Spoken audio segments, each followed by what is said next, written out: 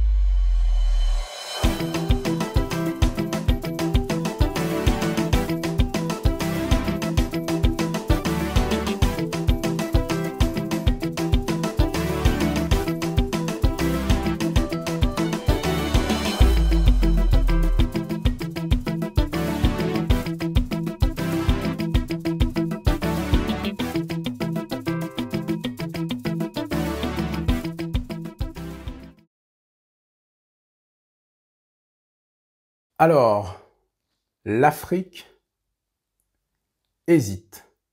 L'Afrique s'est positionnée d'une manière un petit peu, on va dire, ambiguë. Bien sûr, il y a des pays qui soutiennent l'effort occidental, et il y a des pays africains, il y en a, semble-t-il, au nombre de 13 pays africains qui ne soutiennent pas l'effort occidental, qui sont pro-russes.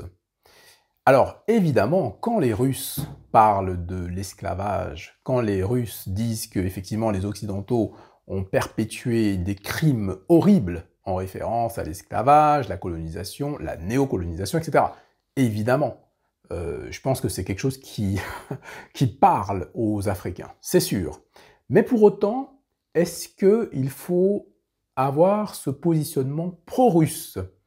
Ou certains, au contraire, certains Africains vont avoir un positionnement pro-occidental. Donc on a bien affaire, encore une fois, à la division de l'unité africaine. En réalité, il n'y a pas d'unité sur cette question-là, comme sur bon nombre de questions. Certains sont pro-russes, d'autres sont pro-occidental, pro-européens, pro-américains, etc. Que faut-il faire? Alors, sur l'esclavage, sur tout ce qui est colonisation et néocolonisation, en effet, la Russie a raison, il n'y a pas de souci, ce sont des paroles qui rentrent directement dans le cœur des Africains. Mais, cependant, les Africains ne doivent pas être influencés, et les Africains ne doivent pas, comme à l'accoutumée, attendre le sauveur. Parce que là, on a affaire à un syndrome psychologique, on a affaire au syndrome du sauveur. Et ça, c'est très pernicieux.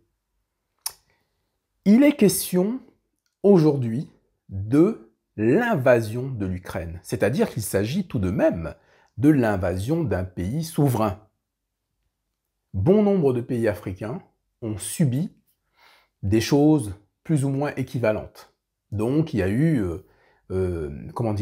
rupture à de nombreuses reprises de la souveraineté des pays africains, il y a eu des bombardements, on en a connu dans les pays africains, ce sont des choses qui ne sont pas très connues du grand public. Donc encore une fois, on a toujours affaire à cette espèce de séparation, si je puis dire, entre ce que les gouvernements font et ce que le peuple ignore. Il y a toujours eu ce paradoxe, si on peut dire ça comme ça.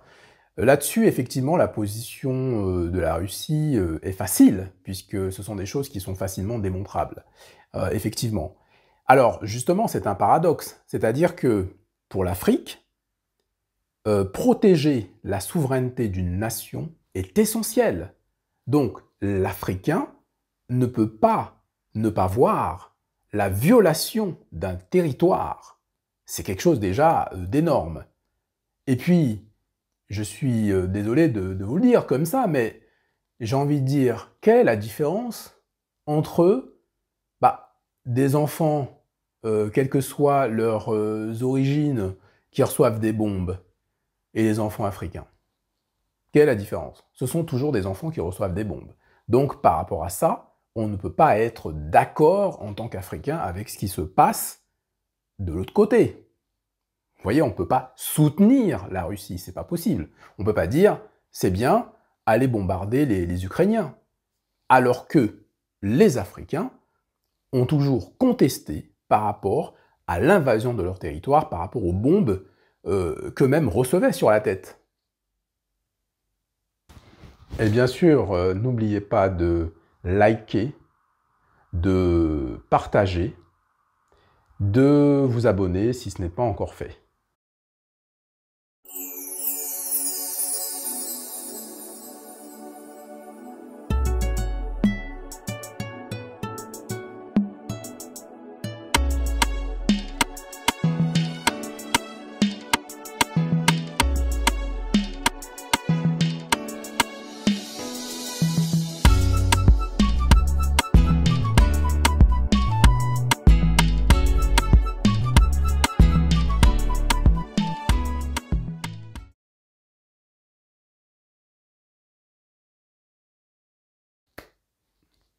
Alors, est-ce qu'on doit être pro-russe ou pro-occidental?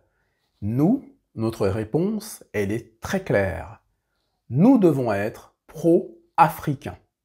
Donc, on est dans le ni l'un ni l'autre. On doit être pro-africain. Et en même temps, on doit être anti-guerre, on doit être anti-invasion, on doit être pour la souveraineté des nations. C'est cohérent.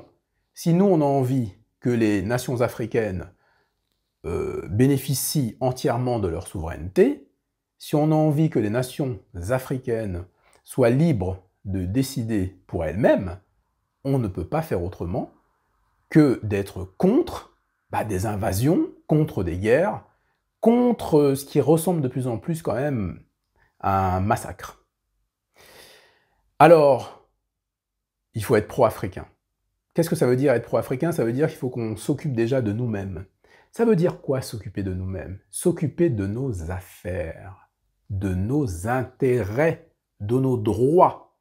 Faire en sorte que dans nos pays d'origine, nos pays africains, faire en sorte que le droit règne, faire en sorte que l'ordre règne, faire en sorte que les enfants, les femmes, les personnes âgées, les hommes, que tout le monde puisse vivre tranquillement, que les personnes puissent avoir accès aux soins, que les personnes puissent se nourrir correctement. Je vous rappelle qu'on est sur un continent qui est ultra riche. Ce n'est pas normal ce qui se passe aujourd'hui. Et d'ailleurs, on devrait profiter du contexte international, profiter entre guillemets, parce que quand même, il y a des gens qui meurent. Donc on devrait plutôt, comment dirais-je, attirer l'attention de l'Occident en leur disant, vous voyez ce qui se passe en Ukraine, vous voyez ce qui se passe à l'Est, attirer l'attention de la population occidentale en disant, vous voyez, pendant des années, des décennies, des siècles, les peuples africains ont souffert de la même manière. Et on n'est pas ici pour comparer les souffrances, c'est pour ça qu'on dit de la même manière. Il y a eu des personnes qui ont été bombardées, des personnes qui ont été tuées, massacrées.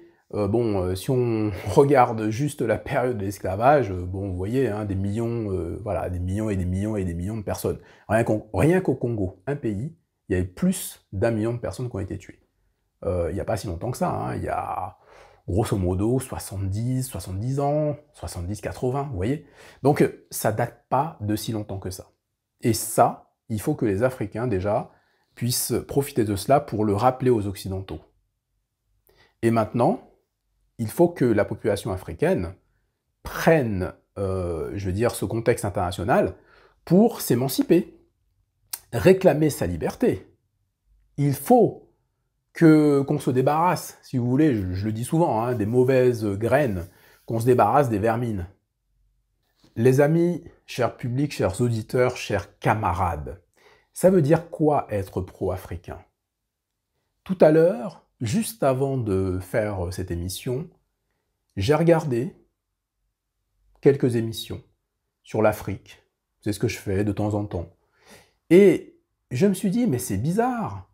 En fait, c'est une émission qui parlait de la condamnation des auteurs de l'assassinat de Sankara, hein, de Thomas Sankara. Bon.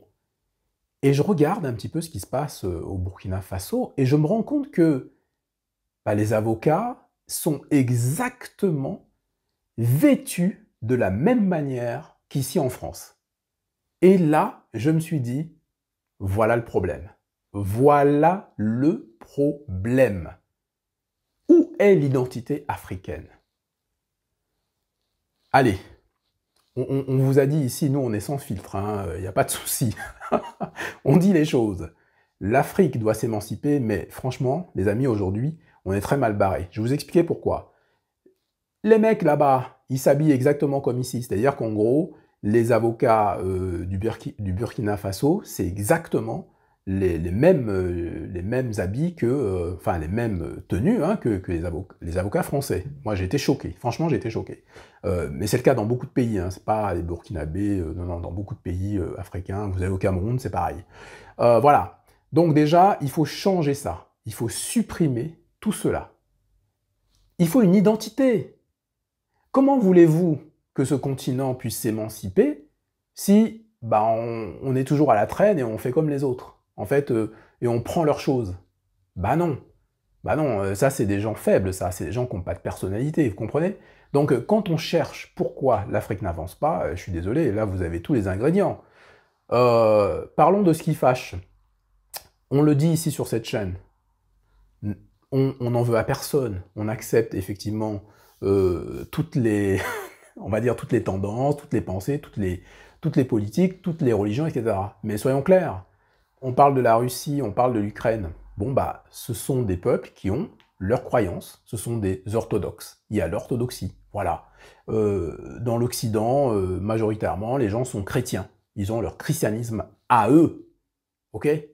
Qu'est-ce qu'il y a en Afrique? Ah, j'ai oublié. Bon, le Maghreb, l'Afrique du Nord, de manière générale, tout ce qui est Moyen-Orient, Extrême-Orient, etc., l'Arabie, bon, il y a la religion musulmane. Il y a quoi en Afrique? Mais quelle est l'identité, déjà, religieuse africaine? Vous comprenez? C'est pas possible. Il y a un problème déjà rien qu'à ce niveau-là. Ensuite, au niveau des langues, je suis désolé, mais les uns et les autres, ils ont des langues véhicules. Par exemple, l'anglais, on va dire que l'anglais, c'est vraiment la langue véhicule mondiale, etc. C'est historique, c'est lié à beaucoup de choses, notamment depuis l'apogée, l'hégémonie américaine, les accords de Bretton Woods en 1945, etc., etc. Bref, l'anglais est une langue internationale. Par contre, il y a des langues véhicules. L'anglais est une langue véhicule. Tous les occidentaux parlent anglais, parlent français, parlent espagnol, parlent italien, etc. Ils ont leur langue véhicule, leur langue au pluriel, véhicule. Il y en a une qui se détache du lot, qu'on utilise vraiment pour tout.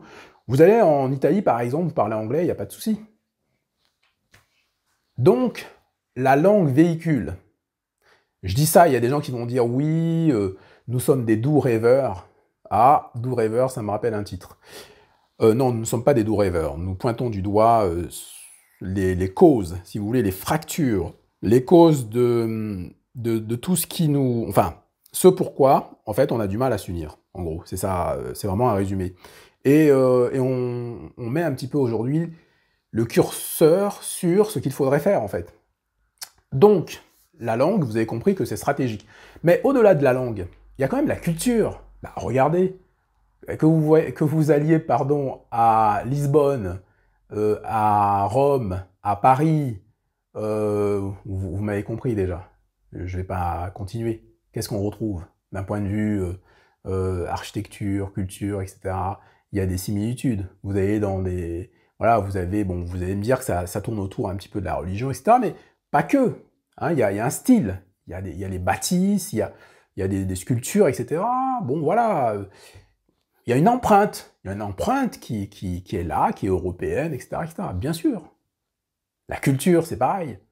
Bon, en Afrique, qu'est-ce qui se passe? Eh ben, on commence à dire, certains sont de culture anglophone, d'autres sont de culture francophone, et puis on parle aussi de ceux qui ont été colonisés par les Portugais ou par les Espagnols, et peut-être même un petit peu par les Italiens. Et voilà, et les gens se sentent de culture anglophone, de culture francophone, etc., pour schématiser. C'est scandaleux. C'est scandaleux. C'est normal qu'on soit les derniers. C'est scandaleux. Regardez. Pas de culture, pas d'identité culturelle, pas de promotion de la référence historique. On n'en a rien à faire. Voilà. On ne restaure pas notre histoire, on ne la met pas en avant, etc., etc. On n'en a rien à faire. Et ben, bien sûr qu'on sera les derniers, évidemment, et qu'on sera toujours les derniers. C'est pas comme ça qu'on va s'en sortir. Vous voyez, donc, avant de dire qu'on est pro-russe ou qu'on est pro-occidental, avant de, encore une fois, se taper dans la gueule, quoi. Comme d'habitude, je suis francophone, je suis anglophone, je suis musulman, je suis chrétien, je suis russophone, je suis pro-occidental. C'est la même histoire. Donc, les amis, calmez-vous. Calmez-vous. Concentrez-vous. L'Afrique a besoin de tout le monde. Mais l'Afrique a besoin de ses forces vives. Où sont passés les intellectuels? Mais j'ai l'impression que plus personne ne réfléchit, en fait. Que des nazes qui vous racontent n'importe quoi toute la journée. Samedi, ça va être chaud, les amis. Hein. Je vous le dis, hein, ça va être chaud parce qu'on va balancer. Hein. On va balancer grave. Hein. Les amis, je vous dis, à samedi, que nos ancêtres soient avec vous, que nos ancêtres vous protègent. À samedi. Et bien sûr, n'oubliez pas de liker, de partager, de vous abonner si ce n'est pas encore fait.